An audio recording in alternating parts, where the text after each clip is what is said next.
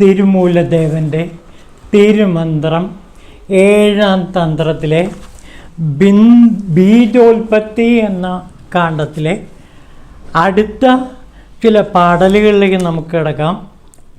നോക്കൂ. ഏതിനും അകംപുറം വിളങ്ങും ബിന്ദുവിൻ്റെ വർണ്ണമോ വെളുത്താകും, നാദം ചുവന്നിരിക്കും. ശക്തിയും ശിവനും ബിന്ദുനാദങ്ങളായി നിന്നിട്ട് ഉയിരിനുമുയിരായിട്ട് ഉണർച്ചയായി ഭവിക്കും. ഉയിരിൻ്റെ ഉയിരാണ് ബിന്ദു. അതാണ് ഇവിടെ പറയുന്നത്. ബിന്ദു മഹാശക്തി സ്വരൂപിണിയായ ദേവി ഉയിരിനും ഉയരായി ഉണർച്ചയായി ഭവിക്കുന്നു. നോക്കൂ. ഏതിനും അകം പുറം വിളങ്ങും ബിന്ദുവിൻ്റെ നിറം വെളുത്താകും. അപ്പോൾ ഈ പ്രപഞ്ചത്തിൻ്റെ അകവും പുറവും നിറഞ്ഞു നിൽക്കുന്നത് ബിന്ദു എന്ന മഹാശക്തി സ്വരൂപിണിയായ ദേവിയാണ്. അതായത് പരാപ്രകൃതിയിൽ നിന്നാണ് ഈ ബിന്ദുശക്തി ഉണ്ടാകുന്നത്. അപ്പോൾ പരാബിന്ദുവിൽ നിന്നാണ് ഈ ബിന്ദുശക്തി ഉണ്ടാകുന്നത്. ആ ബിന്ദുശക്തി എല്ലാ പ്രപഞ്ചത്തിൻ്റെയും അകവും പുറവും നിറഞ്ഞു നിൽക്കുന്നു. അതിൻ്റെ നിറം വെളുത്തതാണ്. ഇനി നാദം, ശിവൻ്റെ നിറം നാദം, അതായത് മഹാപുരുഷ സങ്കല്പം. ആ മഹാപുരുഷനാകുന്ന നാദത്തിൻ്റെ നിറം ചുവന്നിരിക്കും. ഇതിനെ തന്നെയാണ് ശക്തിയും ശിവനും എന്ന് പറയുന്നത്. ശക്തിയും ശിവനും ബിന്ദുനാദങ്ങളായി നിന്നിട്ട് ഉയിരിന് ഉയിരായി ഉണർച്ചയായി ഭവിക്കും. അപ്പോൾ ശക്തിയും ശിവനുമാണ് ബിന്ദുവും നാദവും. ഈ ബിന്ദുനാദങ്ങളിൽ നിന്നാണ് ഉയിരിനുയിരായ ഉണർച്ച, ജ്ഞാനം. അതാണ് ഉണർച്ച എന്ന ആ മഹാമുക്തി സാധന നമുക്ക് ലഭിക്കുന്നത്. അപ്പോൾ മഹാമുക്തി എന്ന് പറയുന്ന ആ ജീവൻ്റെ മുക്തി എന്ന് പറയുന്നത് ഈ ബിന്ദുനാദ ശക്തികളിൽ നിന്നാണ് ഉണ്ടാകുന്നത്. അപ്പോൾ ഈ ബിന്ദുവിനെ മഹാപരാബിന്ദു എന്നാണ് വിളിക്കുന്നത്. അതായത് ആദിമൂലശക്തിയിൽ നിന്നാണ് ബിന്ദുനാദങ്ങൾ ഉണ്ടാകുന്നത്. അതായത് ശാക്തേയ സമ്പ്രദായത്തിലെ മഹാസങ്കല്പമാണ് മഹാശക്തി സ്വരൂപിണിയായ പരാബിന്ദു. ശൈവ സിദ്ധാന്തത്തിൽ അതിന് പരാബിന്ദു എന്നാണ് പറയുന്നത്. പരാബിന്ദുവിൽ നിന്നാണ് നാദബിന്ദുക്കളും ബ്രഹ്മവിഷ്ണു മഹേശ്വരന്മാരും എല്ലാം ഉണ്ടാകുന്നത്. നമുക്ക് നോക്കാം. ഇതാ നോക്കൂ. ബിന്ദുവിൻ്റെ ചൈതന്യഭേദാനുസരണമാണ് ബ്രഹ്മ, വിഷ്ണു, രുദ്ര, സദാശിവ മഹേശ്വരന്മാരെന്നീ ഐവരും 5 ഭാവങ്ങളായുയർന്ന് ശരീരത്തിൽ കർമ്മമനുഷ്ഠിച്ച് നിലനിൽക്കുന്നത്. അതാണ് പിന്നീട് സൂക്ഷ്മസ്ഥൂലങ്ങളായ അനവധി ഉപാധിഭേദങ്ങളായി പരിണമിച്ച് കാണുന്നത്.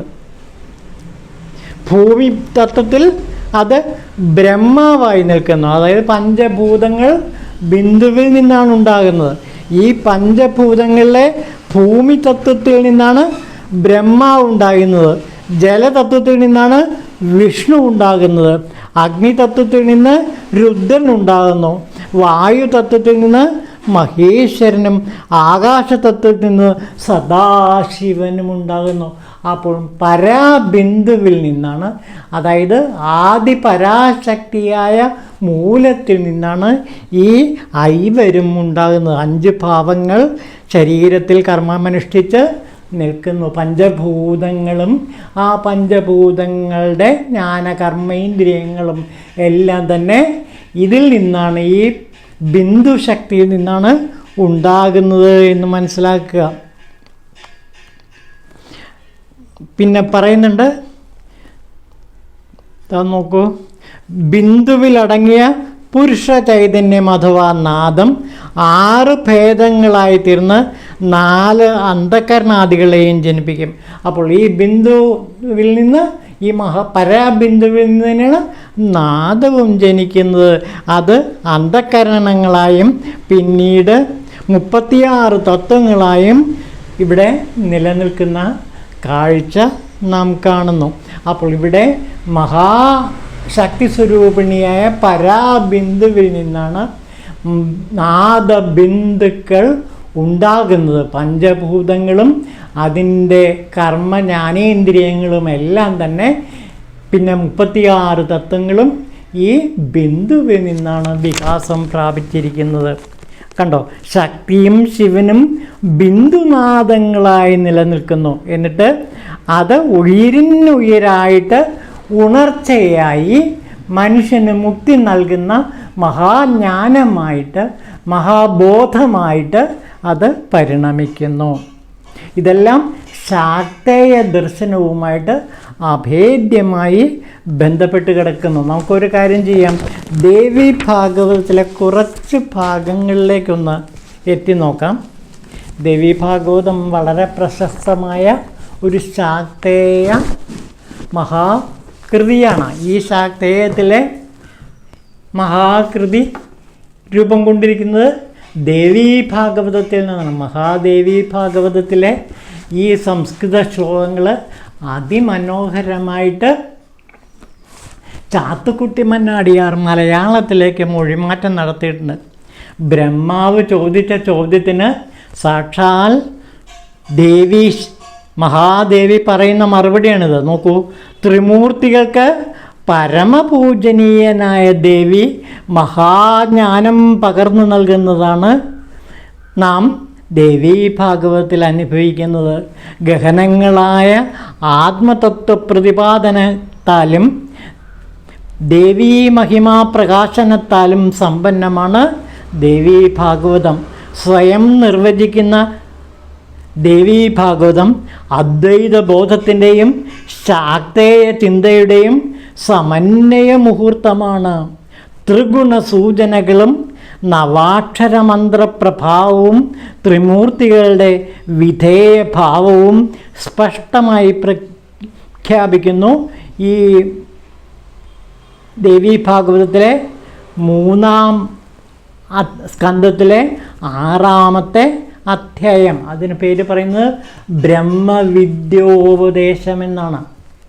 ദേവി തൻ്റെ ബ്രഹ്മവിദ്യയുടെ മൂലതത്വങ്ങൾ ബ്രഹ്മാവിന് വിവരിച്ചു കൊടുക്കണം. നമുക്കത് കവിതയിൽ തന്നെ നോക്കാം.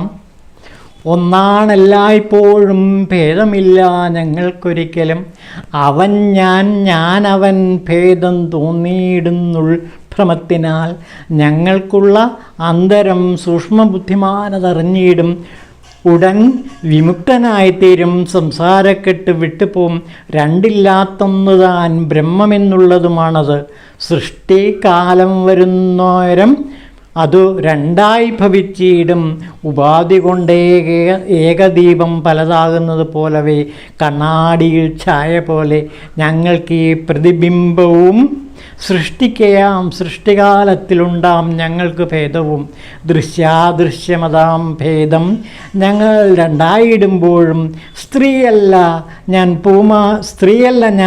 പൂമാനല്ല നപുംസവുമല്ല ഞാൻ, സൃഷ്ടികാലത്തിൽ ഈ ഭേദം ഞാനുണ്ടാക്കുന്നു ബുദ്ധിയാൽ, ബുദ്ധിയും ശ്രീയത് ധൈര്യവും ഓർമ്മയും കീർത്തി എന്നതും ശ്രദ്ധ മേധ ദയ ലജ്ജ ക്ഷുതയും തൃഷ്ണയും ക്ഷമാ കാന്തിയും ശാന്തിയും ദാഹം മടി നിദ്ര ജരാനര വിദ്യാവിദ്യകൾ വാഞ്ച സ്പൃഹശക്തിയും അശക്തിയും വസമഞ്ചത്തൊക്കെ ദൃഷ്ടി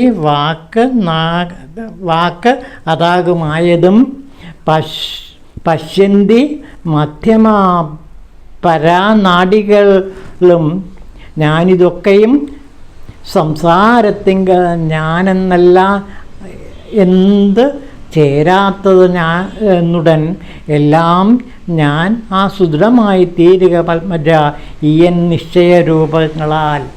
എൻ്റെ നിശ്ചയങ്ങളാലാണ് ദേവി പറയാണ്, അല്ലയോ ബ്രഹ്മാവേ, എൻ്റെ നിശ്ചയമാണ് ഈ പ്രപഞ്ചത്തിലെ ചരാചരങ്ങളെല്ലാം ഉണ്ടായിരിക്കുന്നത്. അത് ചരിക്കുന്നതും അത് നിലനിൽക്കുന്നതും അത് നശിക്കുന്നതുമെല്ലാം എൻ്റെ ഇച്ഛാശക്തി, ക്രിയാശക്തി, ജ്ഞാനശക്തിയാലാണ്. അതാ നോക്കൂ, ഒന്നാണ്, എല്ലായ്പ്പോഴും ഭേദമില്ല.